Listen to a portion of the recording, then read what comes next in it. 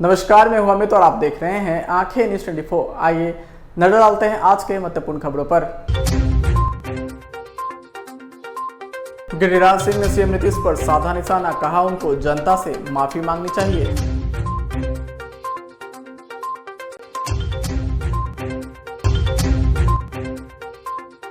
सासाराम में नंदकिशोर यादव का बड़ा बयान आया सामने, कहा विपक्षी पार्टियां अपने निजी स्वार्थों के कारण कर रही गोलबंदी।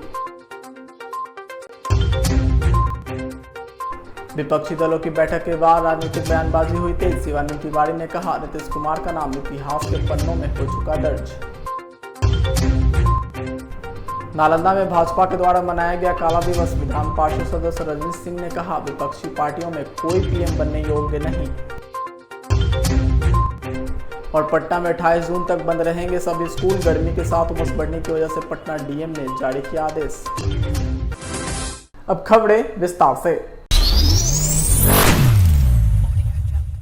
पटना एयरपोर्ट पर मीडिया से बात करते हुए भाजपा नेता गिरिराज सिंह ने कहा कि यह दुर्भाग्य है आज नीतीश कुमार जो सरकार के मुखिया हैं यह जेपी आंदोलन के कोख से जन्म लिए, जिन्होंने कसम खाया था कि कांग्रेस के साथ कभी नहीं जाएंगे, जिसने आपातकाल लगाया। लेकिन दुर्भाग्य है आज उन्हें देश से, बिहार से माफी मांगनी चाहिए और प्रायश्चित करनी चाहिए। गंगा घाट पर जाकर बालू और गोबर से गंगा जल से प्रायश्चित करना चाहिए। अमर अब्दुल्ला के 370 पर दिए गए बयान पर गिरिराज सिंह ने कहा कि मैं इस पर कोई टिप्पणी नहीं करूंगा। लालू यादव के द्वारा यह बयान दी जाने की कि मैं फिट हूं और भाजपा को फिट कर दूंगा। इस पर गिरिराज सिंह ने कहा कि पहले नीतीश कुमार को फिट करे। आइए आपको सुनवाते हैं और क्या कुछ कह रहे हैं गिरिराज सिंह। आज आपातकाल लगा है और आपातकाल का विरोध करने वाले आज आपातकाल के साथ हैं।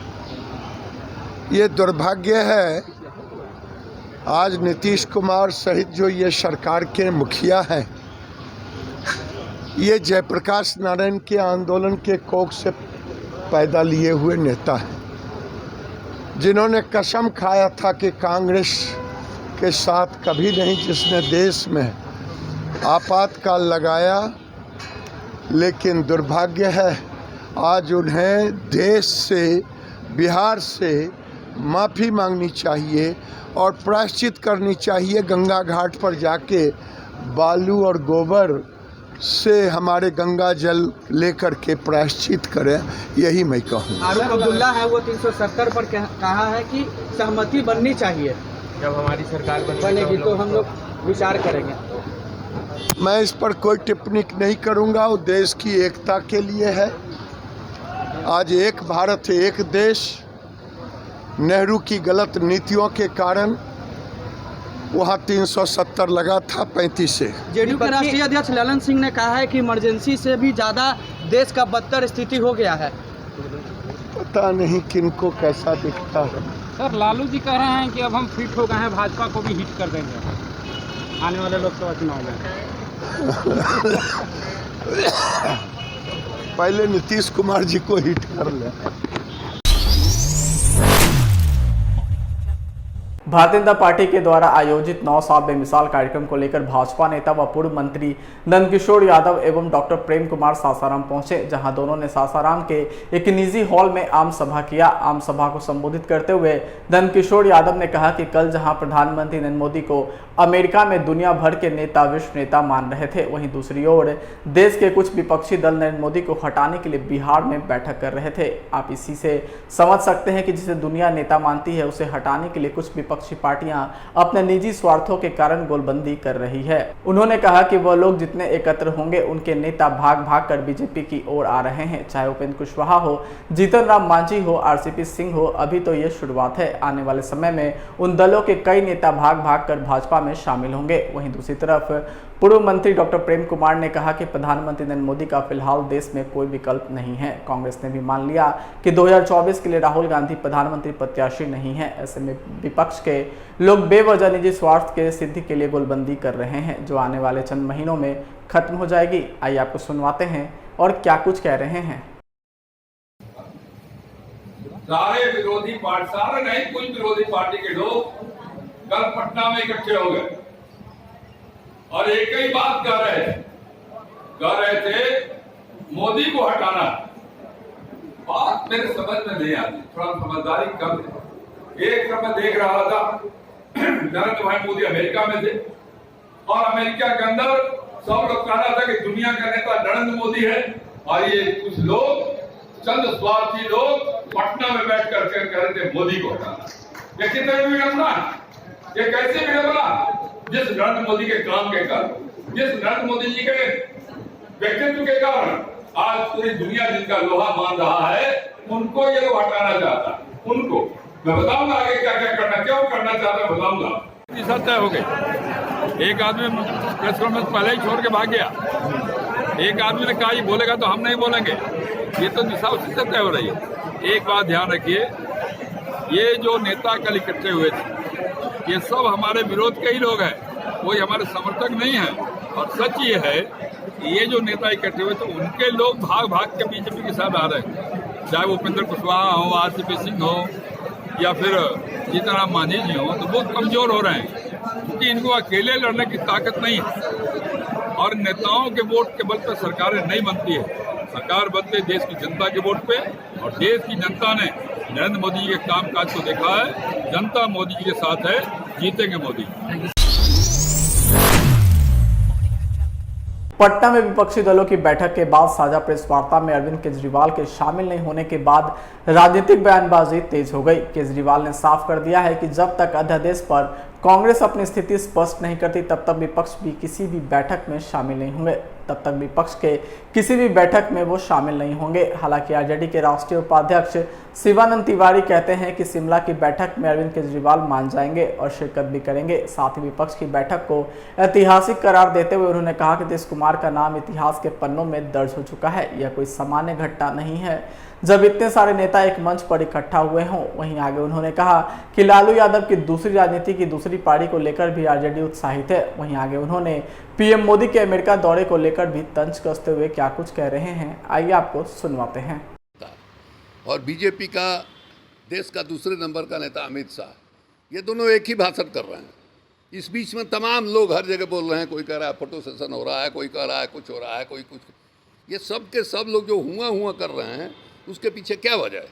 उसके पीछे ये साफ दिखाई दे रहा है, उनको ये एहसास है इस बात का कि जो लक्ष्य इन लोगों ने रखा है 1 to 1 का, अगर ये लक्ष्य इन लोगों ने अचीव कर लिया तो हम कोई सवाल ही नहीं है कि अगली सरकार हमारी बन पाएगी। अभी हम लोगों ने देखा, क्या नाम है, कर्नाटक में ही देखा, जय बजरंग बली तक का नाम उन्होंने लिया, जय बजरंग बली ने भी साथ नहीं दिया। हिमाचल में क्या हुआ ये भी हम लोगों ने देखा है। इसलिए कल की बैठक जो है ऐतिहासिक बैठक है, इसको माने आगे आने वाली पीढ़ी भी याद करेगी कि हाँ साहब इस तरह का संकट का दौर आया था, उसमें सब लोग जो है एक साथ मिले। कोई अब उसको बड़े ये में नहीं, कन्फ्यूजन है।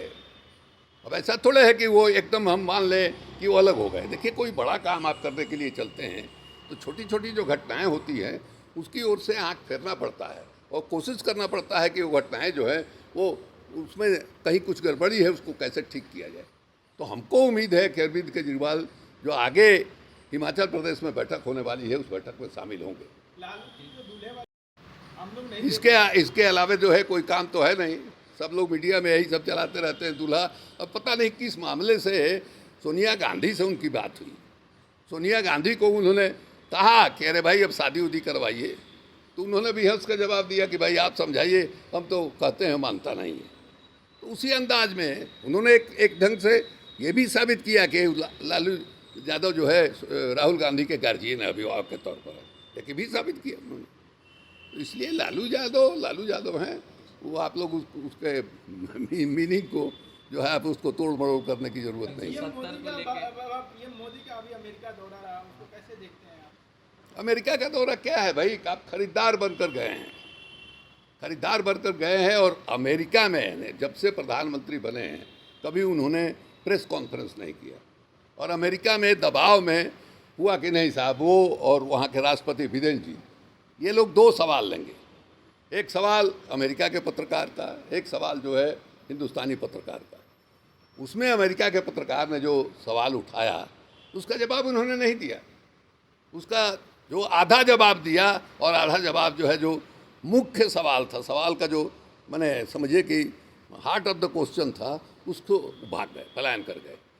वहाँ जो जिस ढंग की खरीदारी हो रही है, आप ड्रोन के लिए इंजन खरीद रहे हैं, 3 अरब डॉलर का लेके और क्या क्या सब आप खरीद रहे हैं, टेक्नोलॉजी भी आप ले आएंगे। तो ये टेक्नोलॉजी आप आज जो ले आ रहे हैं अमेरिका में, कल वो टेक्नोलॉजी पुरानी हो जाएगी, फिर आप नई टेक्नोलॉजी के लिए जाएगा। वो हमेशा टेक्नोलॉजी के मामले में आपसे 10 कदम आगे रहेंगे। तो वो आप बाजार है, आप खरीदार हैं। जैसे बड़ा आसामी जो है दुकान पर आप जाते हैं, कोई साधारण ग्राहक आया, उससे साधारण तरीके से जो है दुकानदार बात किया। कोई बड़ा आसामी आता है, उसको चाय भी पिलाता है, उसको ठंडा पानी भी पिलाता है। उसी तरह से बड़े आसामी गए हैं, स्वागत सत्कार जो हुआ है। लेकिन वहीं देखिए ओबामा जो भूतपूर्व राष्ट्रपति हैं, उन्होंने ये कहा है कि भारत के अंदर जो चिंता है लोकतंत्र को लेके और यहाँ जो विभिन्नता है, अलग अलग जातियों के, अलग अलग मजहब के लोग जो रहते हैं, उनके खिलाफ जो माने कार्रवाई हो रही है, इससे लोकतंत्र पर खतरा है।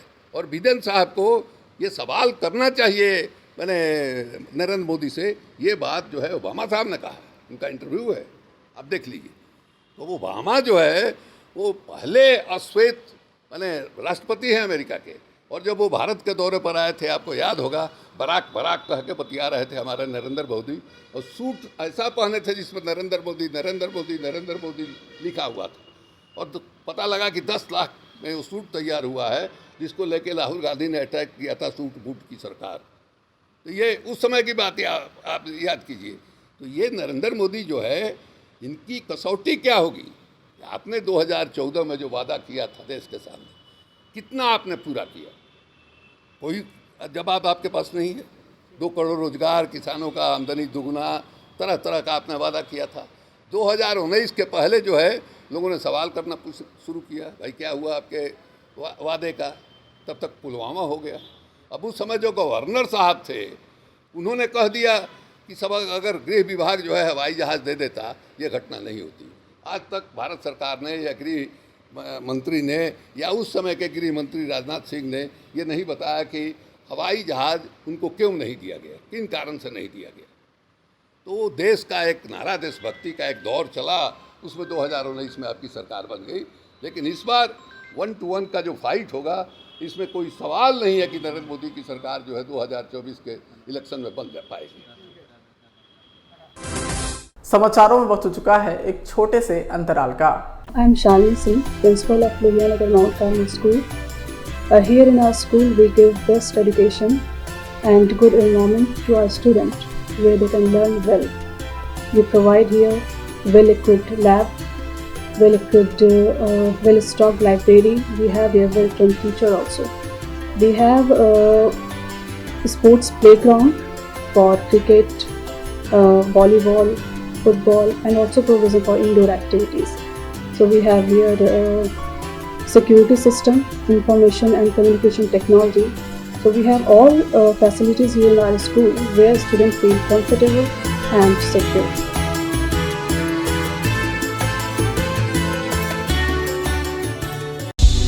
क्या आप पत्रकारिता के क्षेत्र में अपना कैरियर बनाना चाहते हैं? तो आज ही Royal Ashoka Institute of Mass Communication and Journalism में अपनी जगह सुनिश्चित करें। आर्यभट्ट ज्ञान विश्वविद्यालय पटना से मान्यता प्राप्त 100% प्लेसमेंट के साथ royal Ashoka Institute of Mass Communication and journalism नामांकन जारी है। हमारा पता है DS/16 गायत्री मंदिर के समीप, कंकड़ बाग, पटना 8,20,000। आप हमें संपर्क भी कर सकते हैं। हमारा मोबाइल नंबर है 9955456126। ब्रेक के बाद आपका फिर से स्वागत है। नालंदा जिले के चंडी प्रखंड स्थित डॉक्टर रामराज सिंह कॉलेज में भाजपा द्वारा काला दिवस मनाया गया, जहां विधान पार्षद सदस्य रजनीश सिंह ने भाग लिया। इस दौरान कार्यक्रम का उद्घाटन दीप प्रज्वलित कर किया गया। वहीं इस दौरान विधान पार्षद सदस्य रजनीश सिंह ने कहा कि आज का दिन काला दिन है। उन्होंने कहा कि 23 जून को विपक्षी पार्टियों की जो बैठक हुई है, उसमें वैसे लोग शामिल हुए हैं जो कि हारे हुए हैं और नकारात्मक सोच वाले नेता हैं। उन्होंने कहा कि देश में अभी PM पद का कोई पद खाली नहीं है और विपक्षी पार्टियों में कोई PM बनने के योग भी नहीं है। आइए आपको सुनवाते हैं और क्या कुछ कह रहे हैं रजनीश सिंह। 23 तारीख को पिछले दिन बैठक हुई। वो बैठक ऐसे नकारात्मक लोगों की, हारे हुए लोगों का एक जमावड़ा था। सभी लोग इस महत्वाकांक्षा से वहाँ आए हैं बैठक में कि हम प्रधानमंत्री बने, हम प्रधानमंत्री बने। जो 15 दल के लोग जो वहाँ जुटे, उनके पास न देश को चलाने का कोई एजेंडा है और ना ही उनका अपना नेता है। आपस में एक दूसरे का विरोध करने वाले लोग आज इतने डरे हुए हैं, आज इतने सहमे हुए हैं इस बात से कि हमें फिर से सत्ता नहीं मिलेगी तो हम कैसे रहेंगे। सत्ता से बाहर रह कर के रहना जो छटपटाहट है उनकी, इसके लिए वो सब आज एक इकट्ठा हुए हैं। लेकिन आप ये यकीन करिए, देश की जनता सारी बात समझ रही है। 2024 में प्रधानमंत्री पद के लिए कोई वैकेंसी नहीं है और श्री नरेंद्र मोदी फिर से प्रधानमंत्री बनेंगे। जो यह मीटिंग है, यह नालंदा जिले के भारतीय जनता पार्टी के द्वारा आयोजित और 25 जून जो इतिहास में एक ऐसा दिन है जिस दिन 1975 में लगभग आज से 48 वर्ष पहले अपनी कुर्सी बचाने के लिए किस तरह कांग्रेसी प्रधानमंत्री श्रीमती इंदिरा गांधी ने देश पर आपातकाल थोपने का काम किया और देश को तानाशाही शासन से उस समय की जनता को, नागरिक को कैसे लोकतंत्र से वंचित होकर, लोकतांत्रिक अधिकारों से वंचित रखकर उनके साथ तानाशाही शासन किस तरह से उसको भुगता। आज की पीढ़ी को यह बात जानना चाहिए। आज केंद्र में प्रधानमंत्री नरेंद्र मोदी की सरकार लगभग 9 साल आज पूरा करके और दूसरा टर्म पूरा कर रही है। विपक्षी ये बार बार कहते हैं कि आज इमरजेंसी जैसी स्थिति है, लेकिन वास्तव में जो इमरजेंसी लगाए और जो इमरजेंसी लगा 1975 में, उस समय क्या स्थिति थी आज के नई पीढ़ी को शायद मालूम नहीं है। और इसलिए आज इस बरसी पर हम भारतीय जनता पार्टी के लोग आज पूरे बिहार में और पूरे देश में इस बात की चर्चा कर रहे हैं कि जिस कांग्रेस ने अपनी कुर्सी बचाने के लिए सत्ता लोलुपता के कारण जिस संविधान की धज्जियां उड़ा दिया, जिस लोकतांत्रिक अधिकारों को समाप्त कर दिया और कई महीने तक गलत तरीके से जनता पर उनके लोकतांत्रिक अधिकार को छीनकर और तानाशाही शासन करने का काम किया, आज उसी 25 जून को उस बरसी पर आज हम सब यहाँ इकट्ठा हुए हैं इस बात को रखने के लिए। एक तरफ प्रधानमंत्री पटना में उमस भरी गर्मी को ध्यान में रखते हुए पटना के जिलाधिकारी डॉक्टर चंद्रशेखर सिंह ने पटना के सभी सरकारी एवं गैर सरकारी विद्यालयों को 28 जून तक बंद रखने का आदेश जारी किया है। बता दें कि इससे पहले 19 से 24 जून तक स्कूल बंद रखने के आदेश दिए गए थे, लेकिन शनिवार देर शाम जिलाधिकारी ने फिर से आदेश जारी किया है और स्कूलों में पुनः पठन पाठन कार्य स्थगित रखने के आदेश निर्गत किए गए हैं। पटना जिलाधिकारी ने बताया कि राजधानी पटना में अधिक तापमान और दोपहर में पड़ रही उमस भरी गर्मी को ध्यान में रखते हुए प्री स्कूल, आंगनबाड़ी केंद्रों से लेकर 12वीं कक्षा तक के सभी विद्यालयों में पठन पाठन का प्रतिबंध रहेगा। जिलाधिकारी के इस आदेश को विद्यालयों के सभी प्रधानाध्यापक को इसे लागू करना होगा। इधर 29 जून को बकरीद है, यानी अगर स्कूल खुलेंगे या बंद रहेंगे इसका फैसला 30 जून को आएगा। वहीं डीएम डॉक्टर चंद्रशेखर सिंह के इस आदेश को कोई भी विद्यालय के प्राचार्य अगर अवहेलना करते हैं तो उन पर कड़ी कार्रवाई करने की बात बताई जा रही है। आदेश में यह भी चर्चा की गई है कि 28 जून के बाद पुनः इस पर मंथन एवं विचार करने के बाद अगला आदेश पारित किया जाएगा। वहीं इस आदेश की कॉपी सरकारी एवं गैर सरकारी विद्यालयों में प्रकाशित की गई है ताकि विद्यालयों को किसी के लिए भी किसी भी तरह की संशय की स्थिति नहीं बनी रहे। वहीं पटना के मौसम की बात करें तो पिछले 24 घंटों में यहाँ का अधिकतम तापमान 38.4 डिग्री और न्यूनतम 30.1 डिग्री सेल्सियस रिकॉर्ड किया गया है। वहीं मौसम विज्ञान केंद्र ने 24 जून को 1 या 2 स्थानों पर हल्की से मध्यम बारिश की भी संभावना जताई है। 25 जून को मौसम शुष्क रहने की संभावना है। वहीं 26 और 27 जून को हल्की से मध्यम बारिश की संभावना जताई गई है। ऐसे में संभावना है कि पटना में गर्मी से राहत मिलेगी। आइए एक बार फिर डालते हैं आज की सुर्खियों पर। गिरिराज सिंह ने सीएम नीतीश पर साधा निशाना, कहा उनको जनता से माफी मांगनी चाहिए।